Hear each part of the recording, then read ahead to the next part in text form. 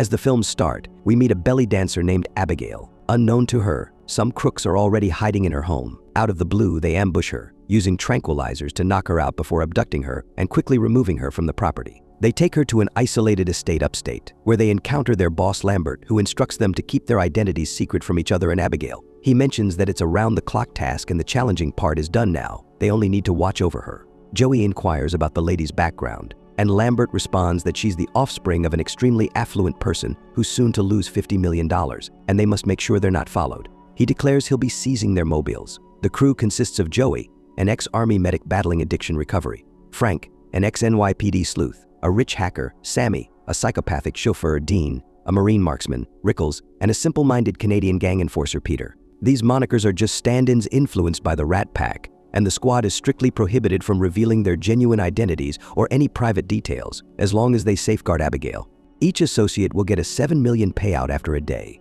Joey proceeds to inspect Abigail, who implores him to undo her blindfold, arguing that it's excessively snug. Joey puts on her mask for protection and grants her plea. Seeing that the shackles are causing her discomfort, Joey suggests Abigail elevate herself. She then unshackles her wrists and resecures them in front, granting her more ease. Joey clarifies to Abigail that they are detaining her until her dad settles the ransom. When Abigail nervously inquires if they intend to injure her, Joey comforts her, stating that as long as she cooperates and her dad fulfills the ransom, she will be unharmed. Abigail requests a vow, and Joey consents with a pinky swear, promising to protect her from harm. In their dialogue, Abigail confides her name to Joey, who reciprocates by disclosing she has a son similar in age to Abigail. Abigail then confides that they've erred, as her dad is indifferent towards her. As Joey gets ready to depart, Abigail expresses her regret about the impending events. Joey returns to the team and shares with Frank, indicating the girl suggested her dad could be an exceptionally harsh man. She questions Frank if he's aware of the girl's dad's identity, but Frank acknowledges his ignorance. Subsequently, Frank checks on Abigail's chamber and is shocked to see her without a blindfold. Worried she may have glimpsed his identity, he questions her.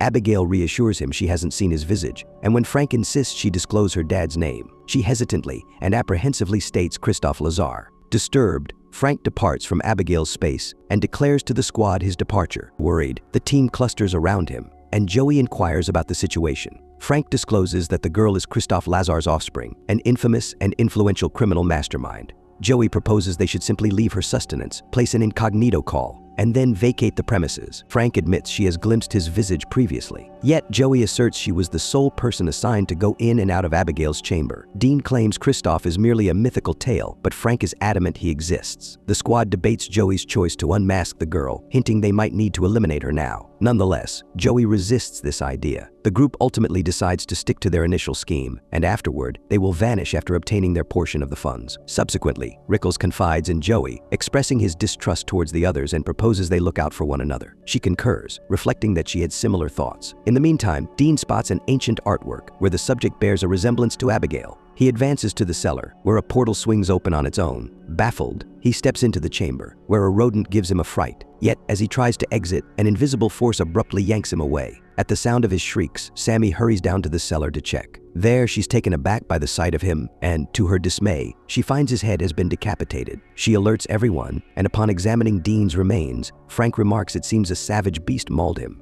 Sammy observes their odd behavior, and they share with her about Lazaar's chief enforcer, Valdez. Years prior, the FBI captured 3 key Lazaar gang figures. On the eve of their court date, they were concealed on a hotel's uppermost level. A team of agents was next door, with 2 more at the entrance. Come dawn, the FBI burst in to discover a horrific scene. The men were brutally disfigured, missing limbs and organs, and the decapitated heads displayed Valdez's hallmark. And there was no exit or entry from the room, save for the main entrance or the window on the 23rd level. They then resolved to inspect the girl and locate her in her quarters. Nonetheless, Rickles cautions that her presence doesn't guarantee Valdez's absence. He chooses to depart, but upon opening the door, they're stunned to find a second, secured door, realizing they're trapped inside. At that moment, the house's security mechanism springs to life, and they grasp that it's all a snare. Joey dashes to Abigail and queries if anyone besides her and the bespectacled man entered. At first, Abigail negates, but then she admits that the spectacled man warned her to keep silent, menacing her with harm if she disobeyed. Joey assures she won't let anyone harm her,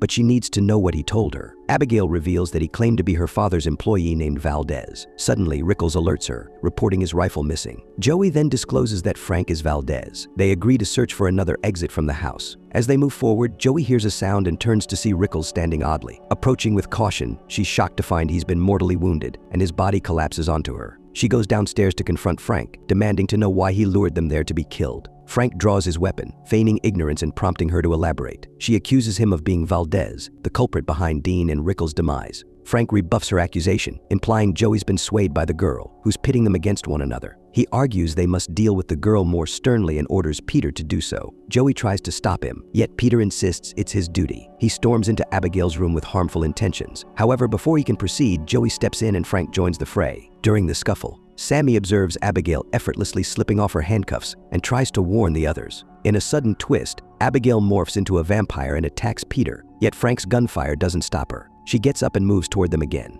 Joey tries shooting her too, but when bullets prove useless, they opt to confine her in the room. Joey, distressed, urges finding another escape. Frank, however, has checked the other exits, which are all secured with magnetically sealed locks and 2-inch thick shutters. Frank proposes they brace themselves to eliminate Abigail, but Joey objects, arguing it would be a grave mistake as Abigail is their sole leverage. Joey's idea is to offer Abigail to Lazaar in exchange for their safety. Frank disagrees. Frank, Peter, and Sammy gear up to face Abigail, only to be stunned by the sight of her waltzing with Dean's lifeless form. After some time, Abigail becomes aware of their presence and lets go of Dean's body, questioning what is occurring. Sammy advances toward her, but Abigail attacks her, surprising everyone when they see that garlic has no effect on her. Frank and Peter attempt to step in, but she hurls them aside, and it becomes clear that neither stakes nor Christian crosses have any impact on her. She wounds them, driving them to escape. Descending the stairs, Joey recommends using a tranquilizer that Lambert had provided for the abduction. She suggests they split up, and whoever locates Abigail first should alert her, so she can proceed with the syringe. In time, Sammy is startled by bats, leading to her fall into a swimming pool, where she is horrified to discover it is filled with corpses. As Abigail nears Peter, he panics and signals the rest about the vampire trailing him. He corners her in the upper corridor, yet she shatters the barrier and continues her pursuit. Peter runs desperately, but Frank inadvertently opens a door, leading to Peter's tumble. Abigail then goes after Frank, shoving him down the staircase. Joey tries to sedate her, but Abigail discards the syringe, and as Sammy aids Frank, Abigail sinks her teeth into her arm. Next, she seizes Frank's limb and takes flight, but at that moment, Peter leaps onto her, rescuing Frank. Joey, seizing the opportunity, retrieves the syringe and administers it to Abigail, rendering her inert. Later, when Abigail regains consciousness, she discovers she's confined in a lift. Joey informs her that if she discloses the escape route, they'll release her. Abigail admits she masterminded the entire scheme and that Lambert is her subordinate. She then exposes Sammy's true identity as Jessica, revealing her beginnings of draining funds from her affluent parents' bank account. This escalated to investments, overseas personal accounts, and ultimately preying on a major target. Next, she unveils Peter's actual name as Terrence, who acts as the strong arm for the Montreal Broussard clan. She ridicules him, pondering if snapping necks for compensation tires him, persisting relentlessly. Mocked by colleagues for his supposed simplicity, she denounces him for pilfering from his group, a minor branch of their syndicate, and derides his frailty and disloyalty, branding him a sot, and speculating on the duration of his embezzled funds. She then exposes Frank as the ex-detective Adam Barrett, who went undercover in their New York faction. Abigail probes into the void he must have felt upon apprehending the 3 lieutenants he'd so diligently ingratiated himself with, and she confesses to being the one who dismembered their bodies in the hotel penthouse due to him. Next, she unveils Joey's true self as Ana Lucia Cruz, a former Army medic discharged for misusing Uncle Sam's morphine. She endeavored to care for her son before leaving him with his disagreeable father and turned to covert medical work for some dubious characters. However, one day she overstepped in her duties, and instead of extracting a bullet, she ruptured an artery, leading to the fatal bleeding of someone crucial to her father's enterprise. Abigail likens Joey to Detective Barrett, observing that both have not reunited with their offspring. Joey queries Abigail on the count of her father's adversaries she must eliminate before regaining his affection. Frank then probes why she would summon them instead of outright slaying them if vengeance was her motive, to which Abigail retorts that she revels in toying with her prey. They are merely another batch of flesh she's lured over time, merely diversions. Joey questions Abigail, confined within the enclosure. Yet Abigail proposes a deal release her, and she'll spare 2 among them. Frank advocates for her demise, but Abigail counters, asserting that freedom will be granted solely to the one who liberates her. Peter tries to unlock the door to escape, but Joey shoots him. She comments that she nearly missed, then requests his firearm to administer aid. They assign Frank to guard her, and Abigail attempts to persuade him to unlock the door. Frank suggests he might consider it if she reveals the exit strategy. Abigail consents, demanding immediate release after divulging the information. Frank concurs and Abigail directs him to a concealed door in the library, advising him to push the bookcase on the right by using the book titled "And Then There Were None." Once informed, Frank reneges on the agreement and opts not to open the enclosure. Abigail shatters the gate with a single strike and advances on Frank with a threatening dance. Just as she's about to strike, Joey bursts in and tears planks from a window, flooding the room with sunlight. Abigail's Achilles heel. She recoils into the shadows, howling in agony. Seizing the moment, Frank and Joey make their escape. Once outside, basking in the sunlight, Joey observes Frank rummaging for something, ultimately extracting the book. But to no avail, nothing transpires, and Frank comes to the realization that Abigail has duped him yet again. Subsequently, Sammy proposes locating the power source, suggesting they could disable it to their advantage. They divide into pairs to search for the power source, but abruptly Sammy is converted into a vampire under Abigail's sway. She preys on Peter, draining him before ending his life. Later, when Joey and Frank come back, Sammy pretends to be normal, claiming Abigail murdered Peter and is still inside. Yet Joey swiftly discerns that Sammy has become a vampire, and as Sammy pivots toward them, Joey and Frank dash to save themselves. Sammy lunges at them, but Joey uses the reflection from a tray to annihilate her. At that moment, the concealed door swings open, and despite their suspicions of a snare, they proceed. Joey and Frank, determined to find a way out, enter the mansion's nerve center only to encounter Lambert, now a vampire. Lambert proposes a deal,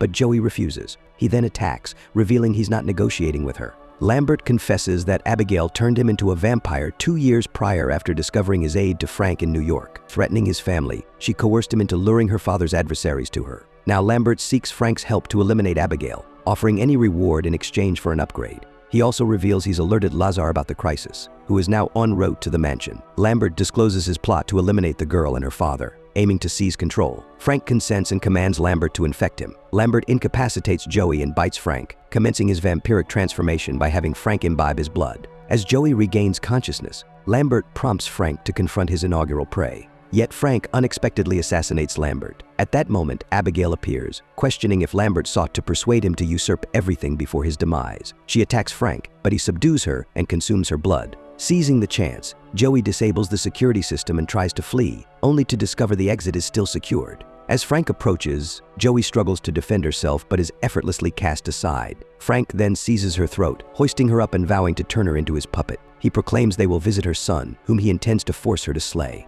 After hurling her to the ground, Abigail intervenes, catching Joey. Abigail concedes her inability to vanquish Frank solo and beseeches Joey for assistance in defeating him, offering freedom and a reunion with her son as a reward. As Frank descends the staircase, Abigail and Joey unite to combat him. Despite their valiant efforts, Frank subdues them with ease, leaving them both incapacitated. Frank's bite triggers Joey's vampiric transformation, causing her to collapse. He orders her to arm herself with a stake and rise. Commanded to eliminate Abigail, Joey advances but instead turns on Frank, who deftly evades and repels her. Seizing the moment, Abigail joins the fray, and together they succeed in slaying Frank by driving a stake through his heart. With Frank's demise, Joey is liberated from the vampiric affliction. Preparing to exit the mansion, Joey corrects Abigail's mistaken hope for Justin's return, revealing her son's name is Caleb. At that instant, the ominous figure of Abigail's father materializes, instilling dread in Joey. Before he can harm her, Abigail confronts her father, disclosing that Joey rescued her. She underscores that Joey was present when he wasn't.